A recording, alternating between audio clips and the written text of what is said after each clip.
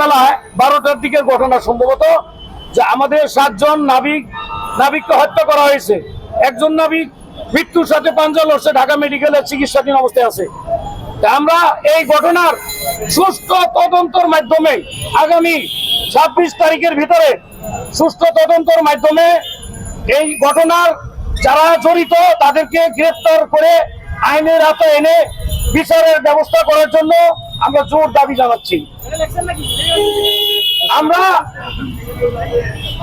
আপনারা জানেন আমরা দীর্ঘদিন যাবৎ আজ কয়েক মাস আন্দোলন করে আসছি যে আমাদের নৌপথে চাঁদাবাজি, সন্ত্রাসী, ডাকাতি অনেক বেড়ে গেছে। কিন্তু আমরা আমাদের বাংলাদেশে বিভিন্ন বাহিনী আছে, কোস্টগার্ড আছে, নৌ পুলিশ আছে, তারপরে বাংলাদেশ নেভি আছে, কই তারা কোথায়? যদি আমাদের নিরাপত্তা দিতে না পারেন তাহলে আমরা কিভাবে জাহাজ চালাবো? আমাদের তো বাঁচতে হবে। এভাবে দিনে দুপুরে আমার 7 জন ভাইকে দিনের বেলা মেরে ফেললো।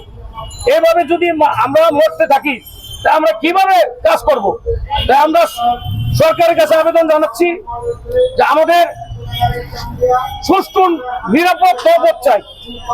যদি আমাদের চলাচলের সুবিধার জন্য চাঁদাবাজি, সন্ত্রাসী, ডাকাতি যদি বন্ধ না হয় তাহলে আমাদের পিঠ দেওয়ালে ঠেকে গেছে। এই কাজে আমরা কর্ম থেকে বিরত থাকবো। যদি আমার জীবনে নিরাপত্তা না থাকে তাহলে কিভাবে কাজ করবো? তাই সরকারের কাছে আমাদের জোর দাবি, আগে আমাদের নিরাপত্তা দেন, আমাদের বাঁচতে দেন। আমার জানা মতে এই বাংলাদেশে এই ধরনের কোন এরকম ঘটনা আগে ঘটেছে কিনা আমার জানা নেই। আমরা হতবাক হয়ে গেছি, আমাদের হৃদয় ভেঙে গেছে। আমরা সরকারের নিকট বিভিন্ন এজেন্সি আছে, বাহিনী আছে, তাদেরকে বলবো যে আপনারা আমাদের নিরাপত্তা দেন। যদি নিরাপত্তা দিতে না পারেন আগামী 26 তারিখের ভিতরে আমরা কঠিন সিদ্ধান্ত নিব। আগে আমাকে বাঁচতে হবে, আমি যদি বাঁচি তাহলে সবকিছু হবে। যাক, আজকে এই মানববন্ধনের জাহাজি শ্রমিক ফেডারেশন, চট্টগ্রাম লাইটের শ্রমিক ইউনিয়ন, নৌযান শ্রমিক কর্মচারী ইউনিয়ন, সাধারণ ঐক্য পরিষদ, যে সমস্ত নেতৃবৃন্দ উপস্থিত হয়েছেন, আমাদের সামনে